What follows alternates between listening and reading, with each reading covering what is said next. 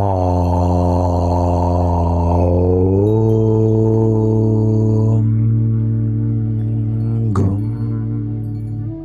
ഗുരുഭ്യോ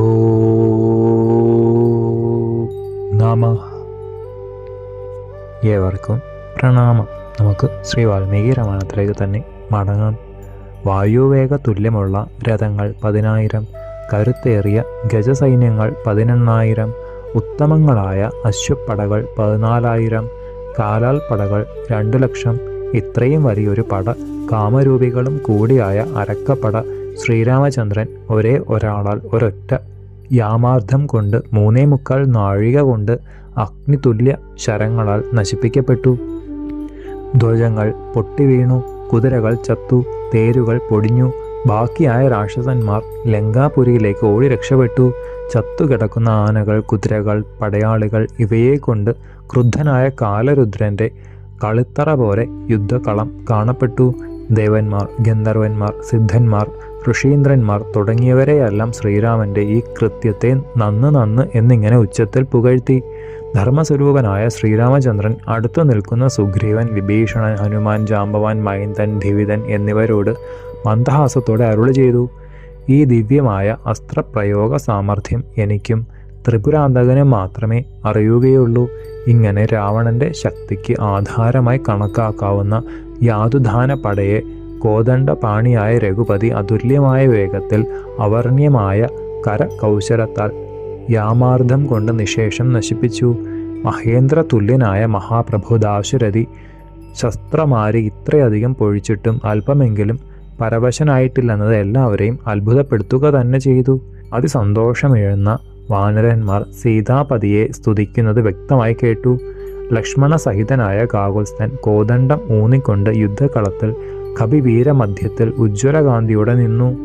അതിശൂരന്മാരായ പടയാളികൾ, കെൽപ്പേറിയ ആനപ്പടകൾ, കുതിരപ്പടകൾ, ചെന്തിവർണ്ണ കൊടിമരം ചേർന്ന രഥങ്ങൾ എന്നിവ അനേകായിരം വീതം പൊൻ കൊടിക്കാലുകളോടു കൂടിയ രഥങ്ങൾ, ഗദ, പരികം തുടങ്ങിയ വരായുധങ്ങൾ ധരിച്ചവരും കാമരൂപികളുമായ ഈ സൈന്യത്തെ മുഴുവൻ അക്ലിഷ്ടചേഷ്ടിതനായ ശ്രീരാമചന്ദ്രൻ പൊന്നണി ശരനിരകളാൽ നിഗ്രഹിച്ച് തീർത്തത് കണ്ടും കേട്ടും ലങ്കയിലുള്ള രാക്ഷസന്മാരെല്ലാം ഭയപ്പെട്ടു.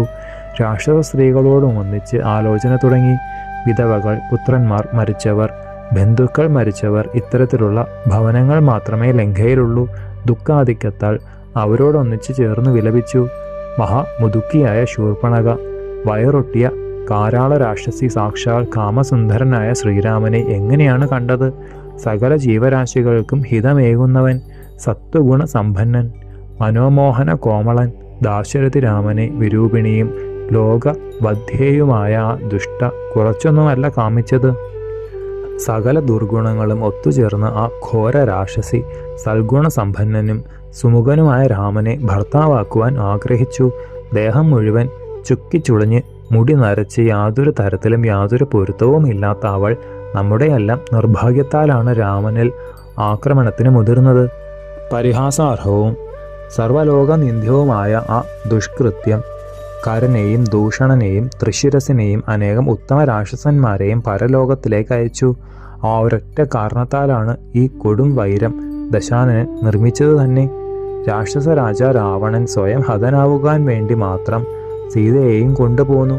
ഈ ദശമുഖന് ഒരിക്കലും ജനകാത്മജയെ കിട്ടുന്നതല്ല. തീരാ പകയാണ് അത്യുജ്വലനായ രാമനിൽ ഉറപ്പിച്ചു വെച്ചതും. വൈദേഹിയെ ആഗ്രഹിച്ച വിരാതനെ രഘുവീരൻ ഒറ്റയ്ക്ക് കൊന്നത് മാത്രം മതിയല്ലോ ദൃഷ്ടാന്തത്തിന്. അതിഘോര കർമ്മങ്ങൾ ചെയ്തുകൊണ്ട് വിഹരിച്ചിരുന്ന 14,000 രാക്ഷസന്മാരെ ജനസ്ഥാനത്തിൽ വെച്ച് തീജ്വാല വമിക്കുന്ന സായകങ്ങളാൽ നിഗ്രഹിച്ചു. അജയ്യരായ തൃശിരസിനെയും ദൂഷണനെയും അമേയ ബലവാനായ കരനെയും കൂടി ജനസ്ഥാനത്തിൽ വെച്ച് ഹനിച്ചതുപോലെ ദൃഷ്ടാന്തത്തിന്. യോജന നീളമുള്ള കൈകളാണ് കബന്ധനുള്ളത്. രക്തപാന നിരതനായ അവൻ ചൊടിച്ച് ആർത്തടുത്തപ്പോൾ നിഗ്രഹിച്ചതുപോലെ ദൃഷ്ടാന്തത്തിന്. മഹാമേരു തുല്യനും അചിന്ത്യ ബലവാനുമായ ഇന്ദ്രസൂനു ബാലിയെ രാഘവൻ നിഗ്രഹിച്ചില്ലേ? അതുപോലെ ദൃഷ്ടാന്തത്തിന്. നിരാശനായി രാജ്യത്തിൽ നിന്ന് ബഹിഷ്കൃതനായ സുഗ്രീവന് വാനര രാജ്യാധിപത്യം നൽകിയില്ലേ? അതുപോലെ ദൃഷ്ടാന്തത്തിന്. രാക്ഷസവംശത്തിന് മുഴുവൻ ഹിതമായ ധർമ്മകാര്യങ്ങൾ അർത്ഥവും യുക്തിയുമൊത്ത വാക്കുകളെ കൊണ്ട് വിഭീഷണൻ വിവരിച്ചു. അജ്ഞാനിയായ ദശകന്ധരൻ അന്നത് തള്ളിക്കളഞ്ഞു. ഇളയ രാജ വിഭീഷണൻ ഉപദേശിച്ചതുപോലെ ചെയ്തിരുന്നുവെങ്കിൽ ഈ ലങ്ക ഇങ്ങനെ ചുടുകാടായി തീരുമായിരുന്നില്ല. എല്ലാവരും ദുഃഖാപ്തിയിൽ പതിക്കുമായിരുന്നില്ല. കഷ്ടം മഹാകഷ്ടം. ശ്രീരാമനാൽ കുംഭകർണനും ലക്ഷ്മണകുമാരനാൽ ദുർദർശനായ അതികായനും പൊന്നുണ്ണിയായ ഇന്ദ്രജിത്തും ഹതരായിട്ടും ഇതെല്ലാം കേട്ടിട്ടും ഈ രാവണൻ അറിയുന്നില്ലല്ലോ. എൻ്റെ മകൻ, എൻ്റെ സഹോദരൻ, എൻ്റെ ഭർത്താവ് അടരിൽ നിഗ്രഹിക്കപ്പെട്ടു എന്നിങ്ങനെ രാക്ഷസികൾ വിലപിക്കുന്ന ധീനസ്വരങ്ങൾ ഓരോ ഭവനത്തിൽ നിന്നും ഉയർന്നു. രഥങ്ങളും മാതംഗങ്ങളും അശ്വങ്ങളും ആയിരം ശൂരനായ രാമൻ നശിപ്പിച്ചു. അടരിൽ ഹതരായ രാക്ഷസ പടയാളികൾ എത്ര ആയിരം. സാക്ഷാൽ രുദ്രനോ മഹാവിഷ്ണുവോ 100 യാഗങ്ങൾ ചെയ്ത ദേവേന്ദ്രനോ അന്തകനോ ആരാണ് രാമന്റെ രൂപത്തിൽ വന്ന് നമ്മെ കൊല്ലുന്നത്? മഹാശക്തരായ വീരന്മാരെ രാമൻ കൊന്നതിനാൽ ആയുസ്സിൽ ആശയറ്റ നാം അനാഥരായി വിലപിക്കേണ്ടി വന്നു. ഇത്രമാത്രം അത്യുഗ്രമായ ഭയം രാമനിൽ നിന്ന് ഏറ്റത് മഹാവരങ്ങൾ വാങ്ങിയവനും ശൂരനും നമ്മുടെ രാജാവുമായ ദശഗ്രീവൻ അറിയുന്നില്ല. രാമനെ പോരിൽ എതിർക്കുന്നവനെ രക്ഷിക്കുവാൻ ഗന്ധർവരോ ദേവകളോ പിശാചുക്കളോ ദൈത്യന്മാരോട് ഒത്തുചേർന്ന് പരിശ്രമിച്ചാൽ കൂടി സാധിക്കുന്നതല്ല. ഓരോരുത്തരും യുദ്ധത്തിന് പോകുമ്പോൾ കാണുന്നത് ദുർനിമിത്തങ്ങൾ മാത്രം. രാമനെ കൊണ്ടാണ് രാവണന്റെ അവസാനമെന്ന് പറയുന്നു. ദേവന്മാരിൽ നിന്നും അസുരന്മാരിൽ നിന്നും മാത്രമേ വിധാതാവ് നിർഭയത്വം രാവണന് നൽകിയിട്ടുള്ളൂ. പരമപ്രീതനായ ബ്രഹ്മാവിനോട് നരരിൽ നിന്ന് അഭയമൊട്ട് ഇരുന്നതുമില്ല.